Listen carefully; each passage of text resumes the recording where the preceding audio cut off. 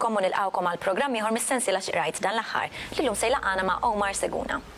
Omar huwa l-awtur tal-ktieb Malħoss qawwi tar-rat li huwa ġabra ta' poeżiji b'daħla ta' Giuseppe Kuti, kif ukoll ta' 24 Triq Ħadwili, ġabra oħra ta' poeżiji b'daħla ta' Mario Azzopardi. Omar huwa membru f'diversi għaqdiet letterarji fosthom l-Akkademja tal-Malti, l-Għaqda tal-Malti Università, huwa membru tal-Kunsill tal-Għaqda Poeti Maltin fejn bħalissa qed iservi bħala aġent President. Omar huwa wkoll l-editur letterarju tal-ġurnal It-Torċa. Allura Omar, xi rajt dan l-aħħar? Dan l-aħħar rajt il-ktieb Dikajt Runner ta' Khaled Hosseini. Huwa ktieb li fil-fatt anke ħareġ bħala film. Huwa ktieb li ambjentat fl-Afganistan fejn fil-fatt huwa il-post tal-awtur. L-awtur huwa ispirat ħafna nimmaġna mill-ambjent li ġej fih, għalkemm ma jistax jonqos li l-awtur jimraħ ħafna fil-kreattività anka tiegħu. Il-qofol ngħid jien tal-istorja mhuwiex il-politika, imma huwa il-kuraġġ ta' persuna li meta jkun għadu tifel jibda jissielet miegħu innifsu, anke jaqabbel lilu nnifsu ma' dak li kien jaħseb li huwa sempliċement ħabib tiegħu u anke il-qaddej tiegħu li kien fil-fatt koraġġuż u anke ta' missieru li wkoll kellu ċerta kuraġġ.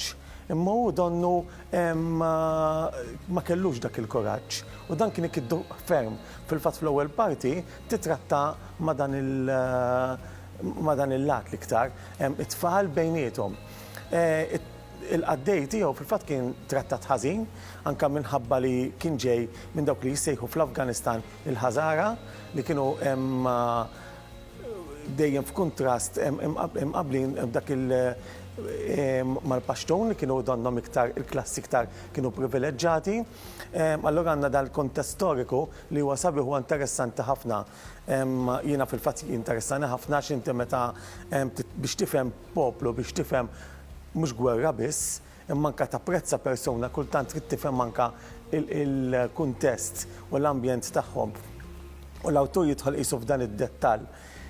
Hemm xi episodju li laqtek partikolarment fil-ktieb? Iva għalkemm hemm ħafna fil-fatt, ġifieri, donnu qisu lejn l-aħħar, donnu jilħaq iktar dik il-qofol tiegħu il-ktieb, ġifieri allura lejn l-aħħar meta jerġa' jirritorna fl-Afganistan huwa naħseb l-iktar li fil-fatt laqatni u meta jieħu t-tifel lurax. Irrid ngħid li dan il-ktieb huwa maqsum qisu fi tlieta, għandek l-ewwel parti li spjegajt, għandek it-tieni parti meta l-Unjoni Sovjetika tidħol fl-Afganistan u dil-familja jiddeċiedu li jħarbu u l-missier jiddeċiedi jsib refuġju fl-Istati Uniti u toħġbu l-ħajja fl-Istati Uniti wkoll, però mbagħad ittra partikolari terġa' twaslu biex jirritorna l-Afganistan, però din id-darba se jkun ħafna differenti, se jkun immexxi mit-Talibani u se jmur biex jieħu tifel partikolari li biex nagħti ftit ħiel żgħira lill-qarija mingħajr ma ntellef il-gost tal-qari, it-tifel fil-fatt ikun jiġi minnu. Se jmur għal dan it-tifel u għalhekk hemm differenza bejn fil-bidu li fejn ma jkunx dak il-kuraġġ imma mbagħad fl-aħħar li nistgħu nimmaġinaw da jidħol il-ktieb dettaljat ħafna jagħtik ħafna dettalji ta' kif l-Afganistan jgħidlek il-laqqas jarfu tħossu qisu barrani f'pajjiżu. Grazzi ħafna Omar, għadinna l-ħin, grazzi ħafna tal-li qsamt magħna dan il-ktieb. Infakrukom li bejn id-9 u 13 ta' Novembru se jkun hemm għaddej il-Festival Nazzjonali tal-Ktieb ġewwa Dar il-Mediterran għall-konferenzi l-Belt Valletta. Għalhekk nistennukom biex tiġu u tieħdu sehem fil-bosta attivitajiet li se jkun hemm għaddejjin. Sadattant narakom il-ġimgħa d-dieħla fl-istess ħin.